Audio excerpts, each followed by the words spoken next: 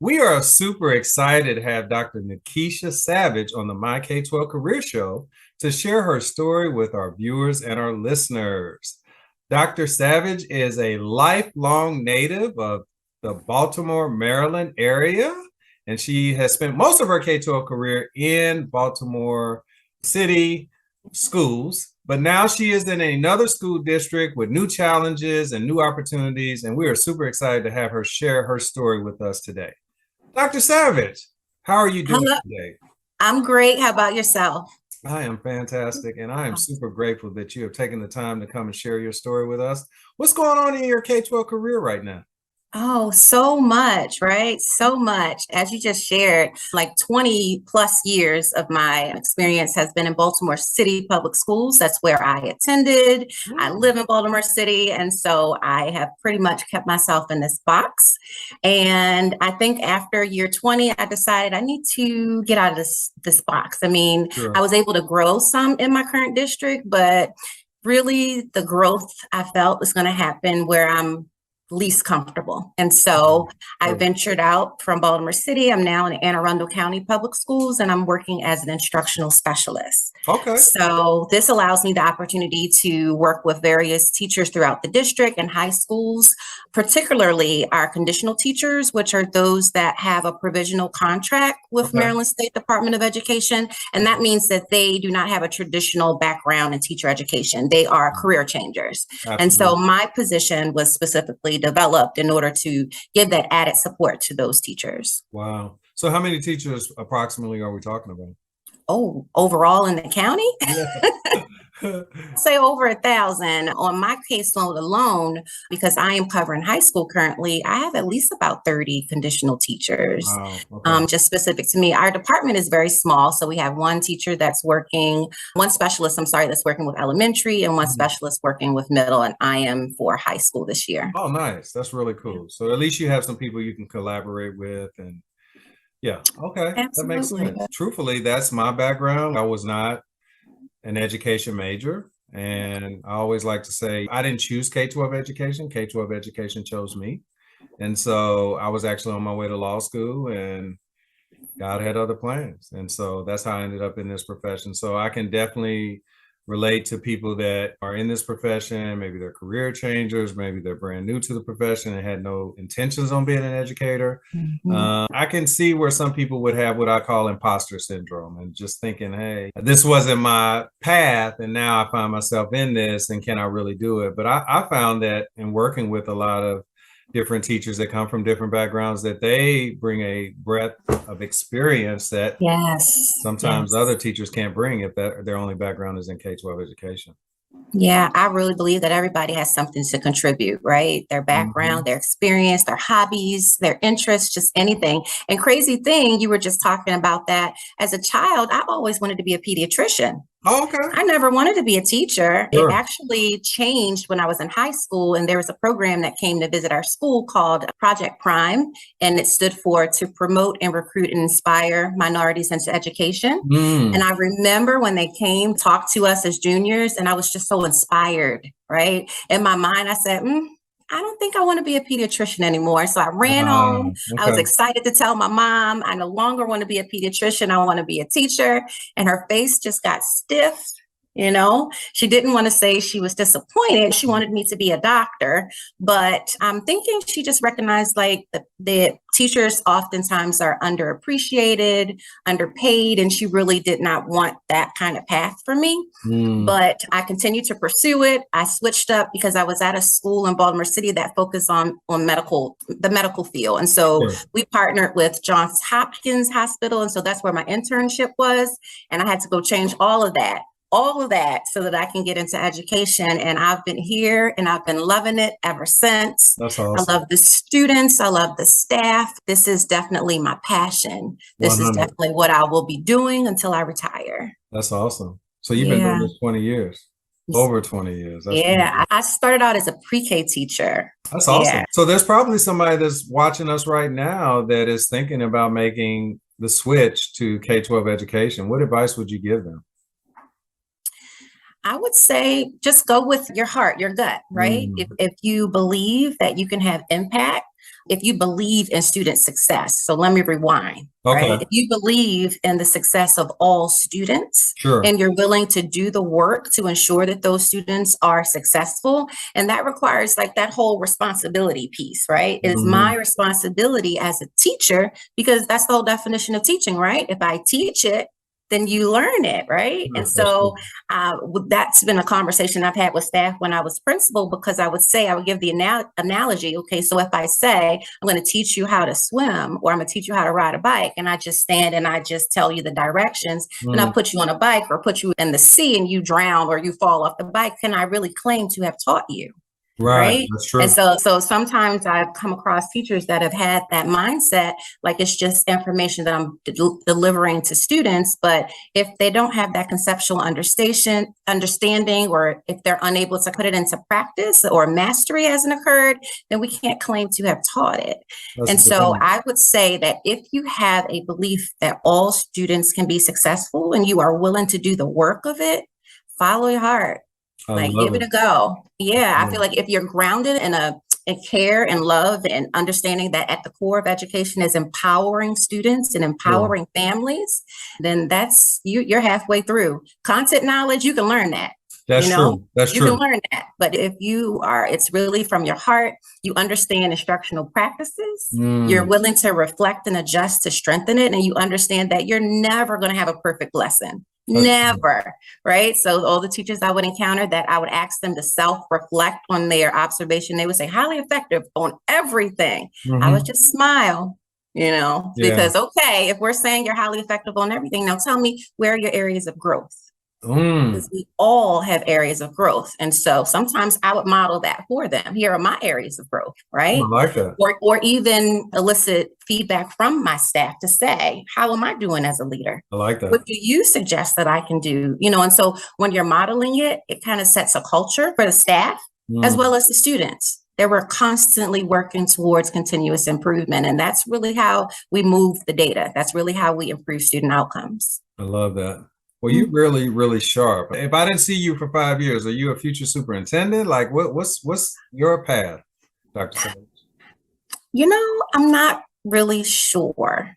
Yeah. I've done school leadership, and I would say by far my best position was as a school principal. Okay. That was my best. I'm not sure if I want to go back into that. So I would say I wouldn't write off the potential for a superintendent's position, but I'm not really sure. You could see me anywhere, definitely outside of my box, because I'm pushing myself to lean into my discomfort and to allow myself to experience some different things. So it's going to happen. I'm claiming it. It's only up from here, continued up from here. And so I would say it's okay to be afraid, but don't let that fear continue to keep you stagnant. You need to go ahead and push yourself and allow yourself for continued growth, learning, and success. Love it. Now, you mentioned that 20 plus years ago, you were really super serious about being a pediatrician, right? And you thought that was your life path. Your mom thought that was your life path.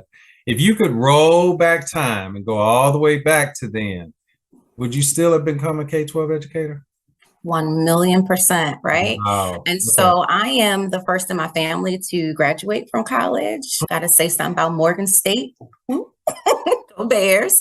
And so while I didn't go into medicine, at least I still got the doctor title. So we often joke about that. I say, well, I might not be a medical doctor, but you still get to call me doctor. And I've always wanted to be able to achieve this while my grandparents were still here. Oh, wow. So yeah, both my grandmoms are still here. My grandma turned 82 on October 17th, and my other grandmom will be turning 86 in December. So I just feel full that I have been able to meet something that they had a goal for me of reaching while they're still here. That's awesome. That's a blessing, 100%. 1 million. A lot of people don't have that. They don't have their legacy or the people that have poured into them still on this earth. So you're truly blessed in that regard to have both of your grandparents still here. I don't have either one of mine here. So yeah, I'm happy for you. Thank you.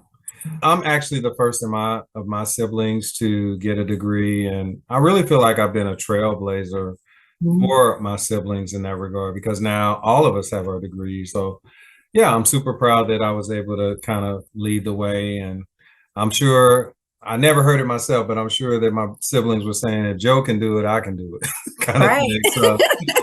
So, and that's okay. And because I believe that success leaves clues, and I've always believed that there's nothing special about me. If I can do this, if I can go this journey and be the first in my family to graduate, then anybody can do it. Here I am with 5 degrees. So there you go. That's right. And that's the same message that I used to tell my students, especially my middle school students, because when I was principal, it was a K-8. Okay. And I would tell them that all the time. If I can do it, you can do it. And sometimes I would even show them pictures of the neighborhood where I grew up in Baltimore City. And or project it to the screen. They would say, no, they didn't believe that that's where I came from. Sure. And so just that connection of them understanding, like, I'm from the same hood as you. Right. Absolutely. And so let's work together so that you can do and be whatever it is that you want to do and be in your life. And so I definitely connect to your story on so many levels. Well, that word, if you take that word history, is his story, right? So again, like I said, I'm super grateful that you came on the show. The last 2.5, 3 years have been really, really tough, not just K-12 education, but the world as a whole as it relates to the pandemic. What words of wisdom would you give to people? Because, they say we're in the great resignation and a lot of people are actually leaving our profession. What would you say to people that are stressed out, feeling unappreciated, thinking about leaving the profession? What words of wisdom would you give to them? Oh, that's a tough one there. Yeah, that's true, right? Because it's affecting all of us, right? One. So I would say, like, as you were speaking, in my mind, what I kept thinking about is just understanding that there needs to be a balance, right? And we know that districts and higher ups and principals have a responsibility for ensuring that they provide space and time for self-care for teachers, like planning periods, et cetera. But at the end of the day, self-care is our responsibility. Absolutely. And so I would say to those individuals who may be feeling a bit stressed and such, that you have to take time to pour into yourself, because if you don't, then you will be empty and you will have nothing to pour into the students. And so it requires you being very intentional about doing things that you love. Like for me, writing poetry, writing the book, like shoe shopping, like, let's be honest, do the things that you like to do, because the work of education is nonstop. There will always be work. It will never stop, and it will always be challenging. And so afford yourself the opportunity to live a little and enjoy life here and there. That self-care is very important. No, that's huge. Thank you for sharing that. For me, one of the things that I found super enjoyable, and I actually look forward to it, because I can't pour into anybody if I come to work every day on empty, right? So I totally get what you're saying in that regard. And so one of the things that I like to do is I like to take a lot of mini vacations. I might just jump on the plane and go to Vegas, or we're going to Vancouver for Thanksgiving, because we're only 2.5 hours south of Vancouver, British Columbia, which is another country. I've been to 16 countries in the last 5 years. Oh, wow. Yeah, the travel bug really hit me hard. But the one thing I found is it truly does relax me to be in another country. In July, I went to 3 different countries. Wow. Yeah, I flew into London and flew into Turkey and then flew into Germany before I came back to Seattle. So just really seeing how other cultures live. Actually, I'll be honest with you, I think it's really made me appreciate America more. Right? Because we got our warts, we got our issues, but I don't know too many better countries out there. I'm just being honest. And that's somebody that's been to 18 of them. Oh, wow. And I think sometimes because we have so many issues, we forget the basic freedoms that we have that we take for granted, right? Like if somebody's truly poor in some of these countries, it's like almost like a caste system. Like it's almost like this is how you were born and this is probably how you're going to die, which the one thing I will say about America is that as someone that was born to a single mom and she was 18 when she had me, here I am. That's right. I don't know if that happens in too many other countries, right? If those same set of circumstances were in place. So I'm very grateful for America. And yes, we definitely have a lot we need to improve upon. But I think traveling has made me appreciate this country, but it's also, like I said, it's truly relaxing, and just to see other cultures, and even with some of these people just living way below the level that we're used to living at, super grateful and happy and satisfied with their lives. And we're sitting there making six-figure salaries and complaining about not having enough latte in our coffee. It's like, really? Okay. That's important. It is. Yeah. When you said Vegas, I said he's speaking my language. Because you like Vegas, huh? Yeah, Vegas is awesome. Absolutely. Yeah, travel gives me peace as well. I'm a beach bum, so you'll find me on the Caribbean, Miami, all those places, huh? You'll find me on the beach where there's blue water and white sand. That's where I'll be. That's what's up. That's good. You ever been to Hawaii? I have not, but it's on my things to do. My mom wants to go, and so I tell her that I'm definitely going to take her, but she hasn't really been too eager to do much since the pandemic, so I'm working on her. From where you live, it would probably be cheaper or more economical to fly into a place like Seattle or LA or San Francisco through Southwest or something like that, and then take a flight from one of those cities to Hawaii, because it's only like a 5-hour flight from Seattle, San Francisco, and LA into Hawaii. Okay. And, so yeah, I found some really economical tickets, $250, $300 per person. Oh, wow. From Seattle, something to think about. But yeah, Hawaii's on my bucket list too. We haven't made it out there yet, but I've only been here for 4 years, and 2.5 of those years you couldn't travel. I'm gonna make it out there. Dr. Savage, I'm super grateful to you for coming on the show and sharing your journey with us. I feel like there's greatness within you, and the future is super bright for you. So I'm just gonna speak that into existence. But before you leave, can you please share with our viewers and our listeners some parting words of wisdom? Tell us how we can connect with you, and then we'll say goodbye. All right. So first thing, I want to thank you for inviting me to your show. I am honored to be here and to be able to share my experience as a little brown girl from Baltimore City Schools, right? And so thank you for having me on. You can connect with me via LinkedIn. Okay. My contact information can be accessed there. My email address is my first and last name at Gmail. Okay. So nakeishasavage@gmail.com is how I can be reached. Well, thank you so much again, Dr. Savage, for coming on the show, and we definitely wish you all the best. Thank you so much. All right. Take care. All right.